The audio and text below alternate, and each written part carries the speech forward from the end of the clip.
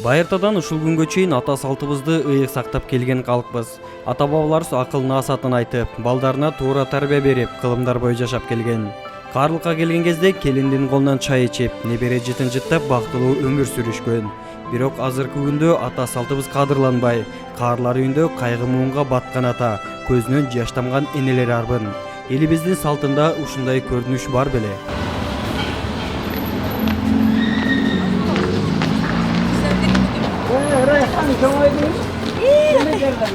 Бүгүнкү күндө каарлар үйүндө жашап жаткан кыргыз ата-энелерибиз бар. Ойлонуп көрсөң, ата-энени кадырлап келген элибиз эмнеге мындай кайгылуу күнгө келип калды деген суроо туулат. Интернет барактарын ачып карасаң, элдин баары эле саясатчы, элдин баары эле журналист. А бирок бул жака келип, каарлар үйүндө тагдырына баш ийип жашаган ата-энелерибизден ден соолугун сураган жарандарыбыз аз. Жамгыр менен жер көгөрөт, бата менен эл көгөрөт дегендей, кайрымдуу бол коомдук кайрымдуулук фонду аталарыбыздан, энелерибизден баталайын деп каарлар үйүнө барды.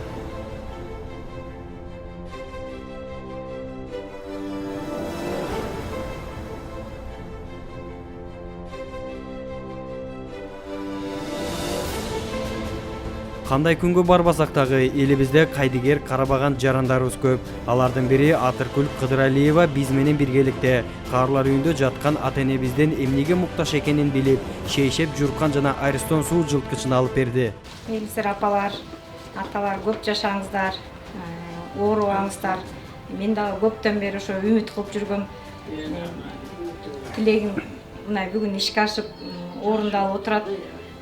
Ошо сиздерге кааларым ден соолук болсун, ишиңиздерге ийгилик болсун, оорубаңыздар, көп жашаңыздар. Биз барганыбызда жаш бала күтүп жаткандай эле каарлар үйүндө өмүр сүрүп келген балпайган апалар, сакалын сылаган аталар күтүп олтуруптур. Дароо эле ден соолугун сурап, элибизде сиздерди эстеп жүргөн уулуңуздар, кыздарыңыздар бар деп көңүлүн көтөрдүк. Сиздер бар, биз бул жарыкты көрүп, бүгүн биз бала жытын жыттап, бүгүн биз жакшылыктын, ушундай дүйнөнүн бир таттуулугун татып атабыз. Эгер силер болбосоңор, биз бул күндү көрбөйт элек. Ошон үчүн дайыма сиздерге Кудайым ден соолук берсин, өмүр берсин. Биз колубуздан келишинче кызмат кылганга аракет кылабыз. Бирок канча кызмат кылсак дагы сиздердин бир күндүк бир тамчы сүтүңөрдү актай албаган бир жанбыз. Анан ошон үчүн Кудай буйруса бекем ден соолук, оорубаңыздар. Биз ушул кайрымдуу бол коомдук кайрымдуулук фонду негизделгендигин да себептери ушунда. Биздин фонд башка фондторго салыштырмалуу энени тандап алганбыз, энени камтыганбыз. Эмне себептен? Бунун себеби бизди бул жарыга аламга алып келип, боюнда 9 ай көтөрүп, белинде көтөрүп, кыйынчылык азап тартып, чоңойтуп эрезеге жеткизген энелер силерсиздер. Ошол себептен биздин фонд энени камтыды. Бейиш эне таман астында деп. Мына ошон үчүн сиздердин ыраазычылыгыңыздар таап калсак экен деген аракеттер бүгүн жүрүп келет. Бирок ушул аракеттерибиз баягы кыргызда жакшы сөз бар. Жалгыз дарак бак болбойт дейт. Жалгыз аттан чаң чыкпайт дейт. Ошон үчүн жалгыз биздин колубуздан келбейт эле, эгерде кайрымдуу инсандар болбогондо. Мына ушул жерде апабыз отурат, мынакей апабыздын кызы отурат. Бизге өстөрү биз барып алып бирде эшикти каккылаган жокпуз. Кел биз ушуну ишти кылайлы деп атабыз. Ушул жерде аталарыбыз бар экен, бизге жардам берип койгула деп бизге айттырбастан ушундай өздөрү сунуштап, сооп издеп, бүгүн сом издегендер көбөйдү. Сом эле издейбиз. Бирок катарда сооп издегендер да бар. Мына ошо сооп издегендердин катарында эжекебиз отурат. Сиздердин ыраазычылыгыңыздар таап калайын деп, баягы Кудай берген ырыскыны Кудай жолуна жумшаш деген дагы бар да. Ошон үчүн ошондой түшүнүк менен, ошондой ниет менен биз сиздердин акыбалыңызды сураган келдик. Кудай буйруса мынакей ушул энекебиздин үй бүлөсүнө амандык, ушул ыраазычылык, анткени ушундай иштерге кайдыгер карабагандыгына, Кудай буйруса. Анан сиздер бул жерде негизи болбошуңар керек эле. Бирок жаткан жериңер ушу жок дегенде таза болсун, жакшы шейшепте жатсын, жакшынакай жылуу суу менен жуунсун деп мынакей эжекебиз алыстан атайын кичине Кудай берген ырыскысынан бөлүшүп отурат. Анан эгерде бизден кемчилик кетип аткан болсо, биздин балдарыңыздардан кандайдыр бир кемчилик кеткен болсо, бардык жалпы кыргыздын уулдарынын атынан мен сиздерден кечирим сурайм. Ошон үчүн Кудай буйруса биз кемчиликтерди толуктаганга аракет кылабыз. Эртең менен эрте туруп, күндөн күн санап келген ата-энелерибиздин бир аз болсо дагы көңүлүн көтөрүү максатында концерттик программа уюштуруп, кайгы муңду ыршанга бөлөдүк. Мен бир эки аткарып берип койго. Уруксат этиңиздер.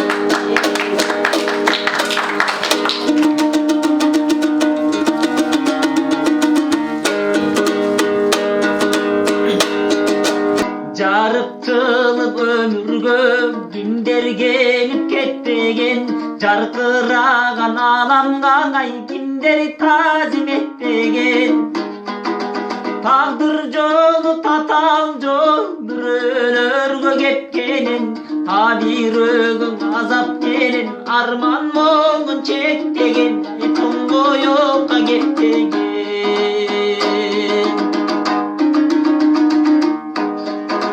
Жаралганда дүйнөгө жаңжал салып ыйламай, ал убакка келгичең ай ата-энени кыйнамай. Эрезеге жеткенде эл мүдөсүн сыйламай, жаманада түтөбүз көрөкатты жыйнамай, кара жанды кыйнамай.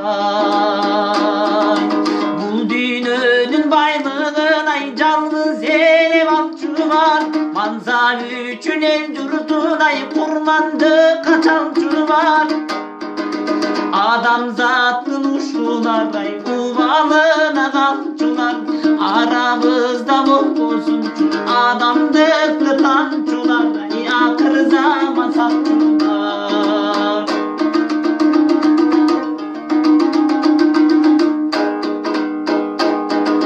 Максат менен чырмайлей, сүйүү менен чулгайлей, өмүрлөрдүн чак түшүң ай алтын жашты турбайлей. Караң алсын көрөкат кана досторудайлей, эл журт болсо биз болорбуз, эл мүдөсүн сыйлайлык ай эркин ойноп жыргайлей. Өткөн өмүр качкан куш канаттары дилдирип, гүл жайнаган бакчаңды күлүк мезгил бүлдүрөт. Жан дил менен барктайлей, жаш күндөрдүн үлбүрөк, тагдырларга бөлүнгөн өмүр канча ким билет, бакыт канча ким билет. Кырчын жаштын кадырын ай кыярганда билерсиң, кызыл өңдүн кадырын сен кубарганда билерсиң. Бар байлыктын кадырын ай чачылганда билерсиң, бакталайдын кадырын ай качырганда билерсиң, ай басынганда билерсиң.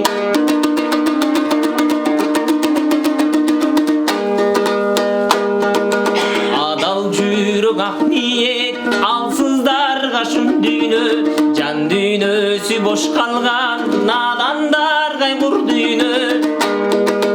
Кадырына жеткенге катасы жок бул дүйнө, биз кетсек да калар жарк, дайым жапжаш бул дүйнө, ай дайым сулуу бул дүйнө. Жашоо деңиз чалкыган жарашыгы саймадай, минут санап өмүрлөр өтүп жатат байма-бай.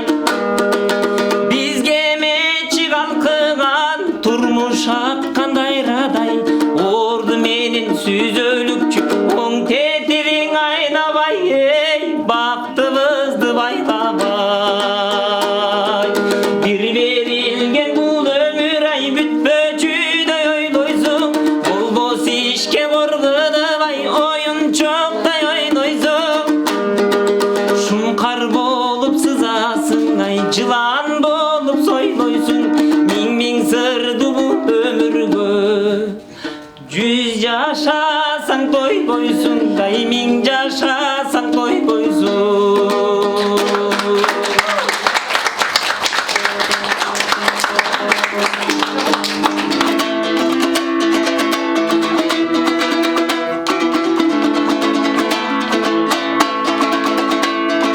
Kırmanda kızıl men bolsum,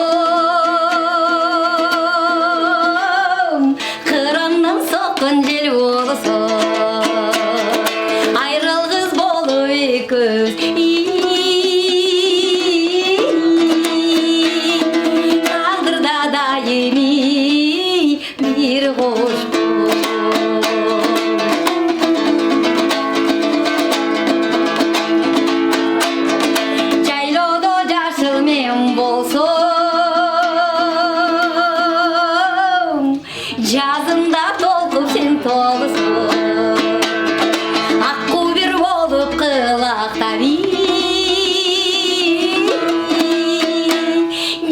Ашынып барыли мен консоз ак жамдыр болсам жазығы мен болсом алчы шақтағы кызарып ышып салкынга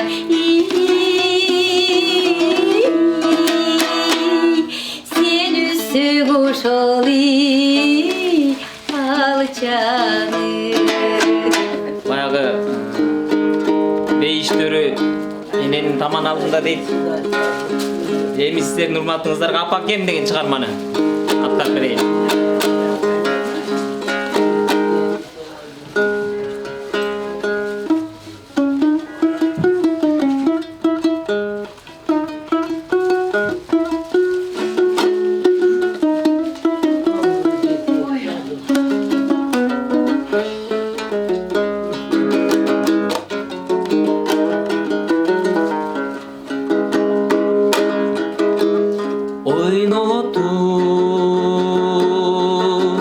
Bizdi жетели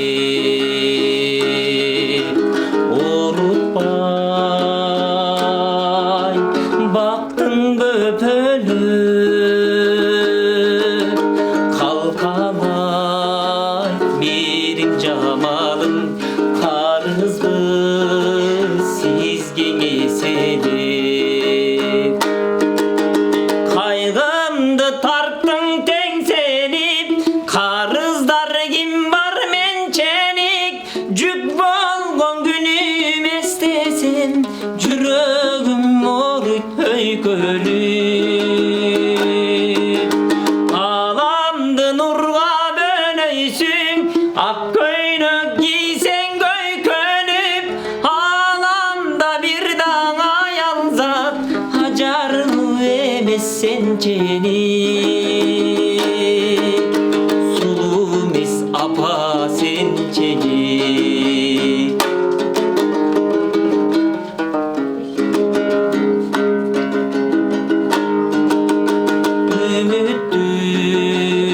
үмүттүн отун жандырган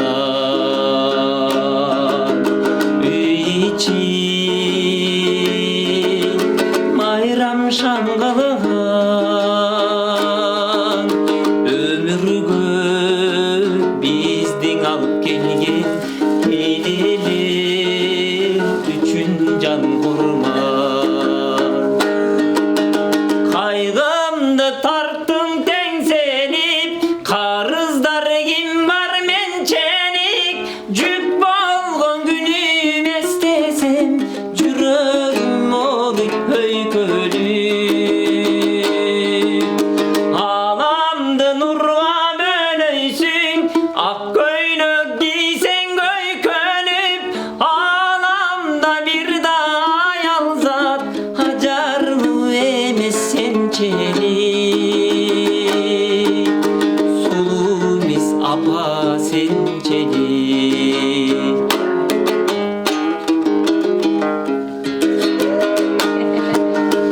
өмүрдө канча арман бар өзүң бар демек майрам бар бейиштеп сенин таманың белгилеп айткан пайгамбар кайгымды тарттың теңселип карыздар ким бар менченик жүк болгон күнүм эстесем жүрөгүм ооруйт өйкөлүп аламды нурга бөлөйсүң ак көйнөк кийсең көйкөнүп аламда бир да аялзат ажарлуу эмес сенченик сулуу эмес апа сенченик сулуу эмес апа сенченик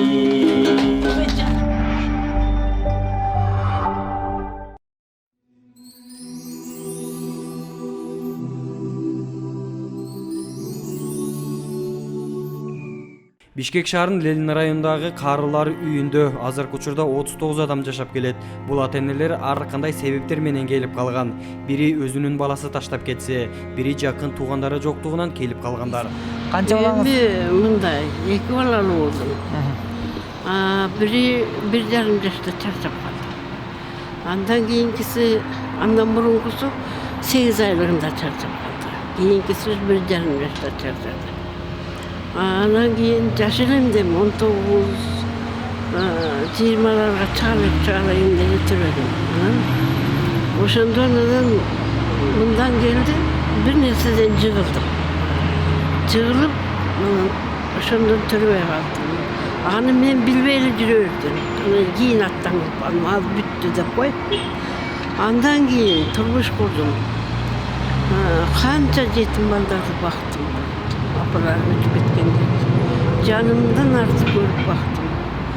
Бирөө кайры кылбады. Бир бу дүйнө ушундай экен. Анан кийин мейли, ага деле мейли. Өткөн ишке салават дейт. Өткөндү козгосоң дагы өтө немерээк. Анан алар кийин арман кылыптыр. Биз бекер кылган экенбиз. Деп. Кийин арман кылган жетпейт да. Бул буяка келгенден мурда ошо немеде Карагүлдө болдум.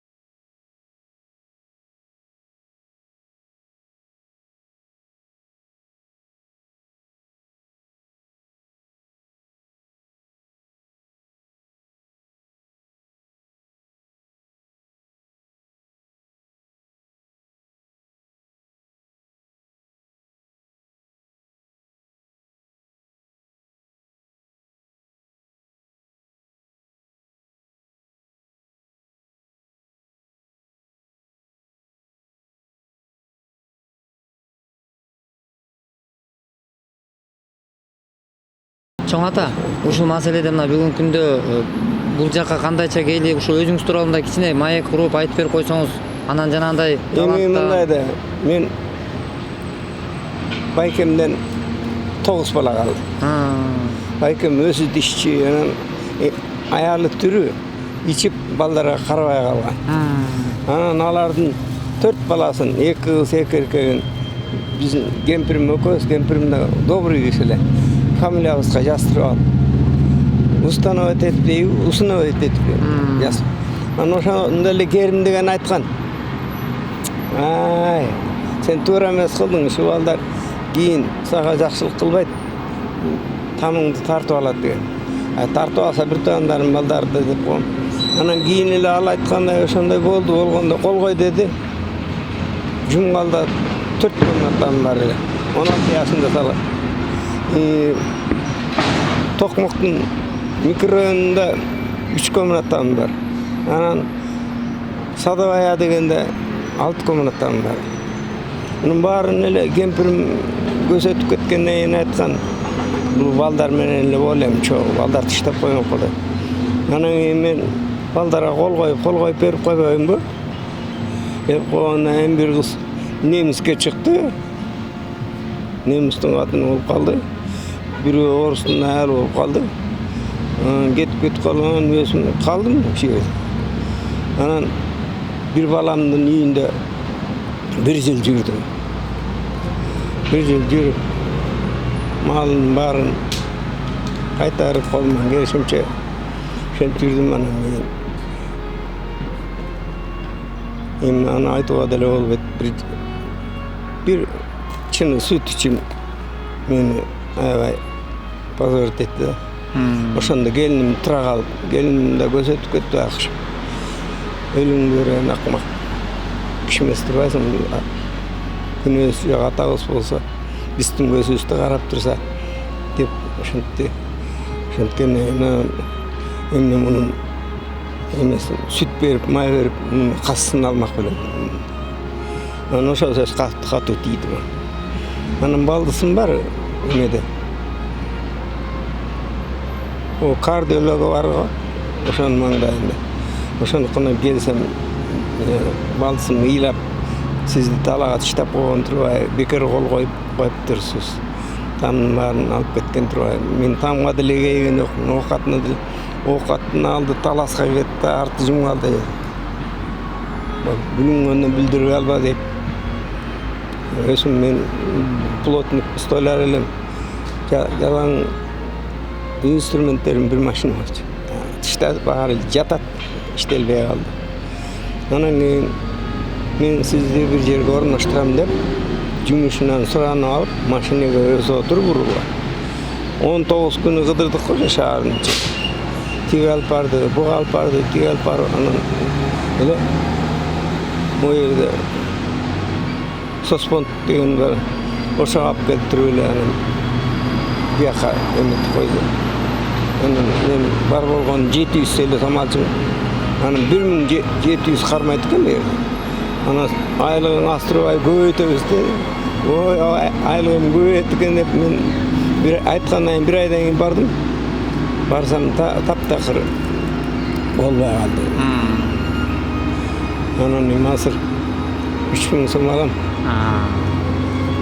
Анан булар кармагандан кийин буларга 1700 сом алам. Анан бияка кирип койду, ошо бияка киргениме. Бияка сизди ким алып келди? Өзүм келдим да. Өзүңүз келдиңиз. Өзүм келдим. Анан тиги кор болуп калган турбайсың, жесте деп, жана балдысым. Анан балдысым азыр антетсем, мисалы үчүн чуркап келет. Эметпей. Ооба. Азыр чоң ата, мындай болуп атпайбы? Бүгүнкү күндө биз баягы уядан куш эмнени көрсө, учканда ошону алат деп кыргызда сөз бар. Анан биздин ниетибиз, тилегибиз, үмүтүбүз ушул да. Эртеңки биздин келечекке жакшы бир жол көрсөтсөк экен, ошолорго талим тарбия болуп калса экен, экөө сөз болсо дагы айтып калсак экен, кеп кеңешибиз деген чоң үмүттөбүз. Ошо ата катары бүгүнкү бизге айтар мындай насаатыңыз кандай бүгүнкү күндө? Мындай менин атам айтчу, атам 100ге чыгып өлдү. Балам, адам болом десең, коркпогондон өзүң корк. Уялбагандан өзүң уял. Atаңды öldürgen kişiye enеңdi alıp berdi koş. Görün bolğon sözdün akırkı suşu var. Ana men enemde hiç kimge alıp bergen jokmun söz enem kalganda. Anan baldardın aytkanын büt atkardым. Anan armanım uşul şu yakka gelip kaldıngmı dep biri istep gelgen jok. Bir gana padrışkası bolğonda dele bir lejeli okuyan bir padrışkası. Adını unutup kalmadım. Moskva'da işteydi aslında. Oşal gelip 1000 so'm berip koyma. Jana jeri oturup alıp ыйлап сөз düşünüp ketdi. Oşa janagı orusqa diyen, nemиске diyen kыздын подружкасы болчу. Ana mağa gelin bolup kalganda. Adını unutup atam. Bela. Bela men şu gemindik göz yaşı alıp ыйлап. Men kızın üstü mınday olbaydı eken dese. Nasır dile ılban tetip tapsa taala dile tappa koydu. 4 yıl oldu. Bu yakta bolğonuzda? Yok. Sıyas bolu alan. Bu yakta bolğonuma nasır aytıp berem. 2008 yıl. 10 yıl boluptu.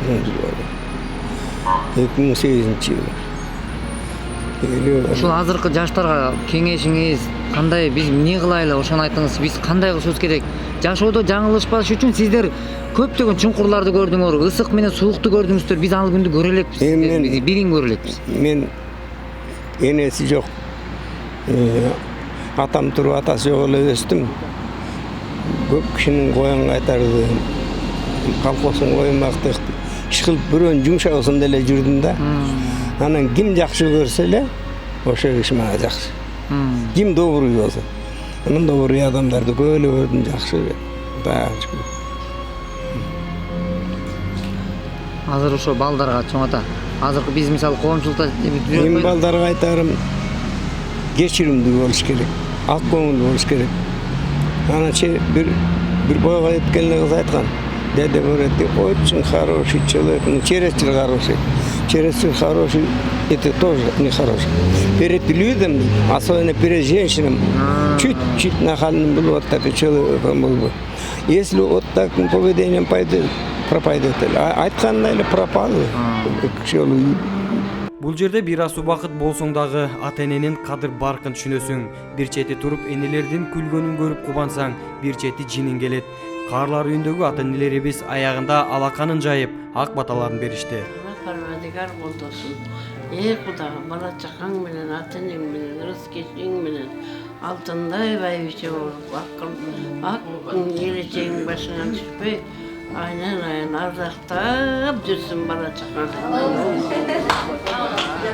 Мен ушул эмени Азамат Байматовдун кайрымдуулуу болуп фондусун көптөн бери көрүп жүрөм, бирок ошол Азаматка байланыша албай жүргөмдө, анан эмесин карылар үйүнө өзүмдүн туулган күнүмдө баягы чын эле айткандай кафеге тозуп андай эме кылбайлы, ошолорду апалардын көңүлүн алып, ушулардан бата алайынчы деп эме кылдым да, тосуп батасын алайын деп ниет кылдым.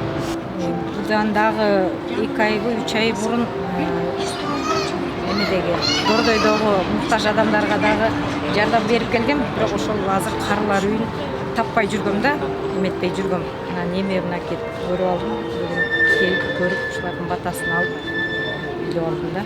Анан дагы бар болчу муктаж адамдар 3-4 адам бар болчу, ошолорго жардам берип жүргөм. Кайрымдуу бол коомдук кайрымдуулук фонду азыркы күндө муктаж болгон ар бир кыргыз жаранына колун сунуп жардамын берип келет.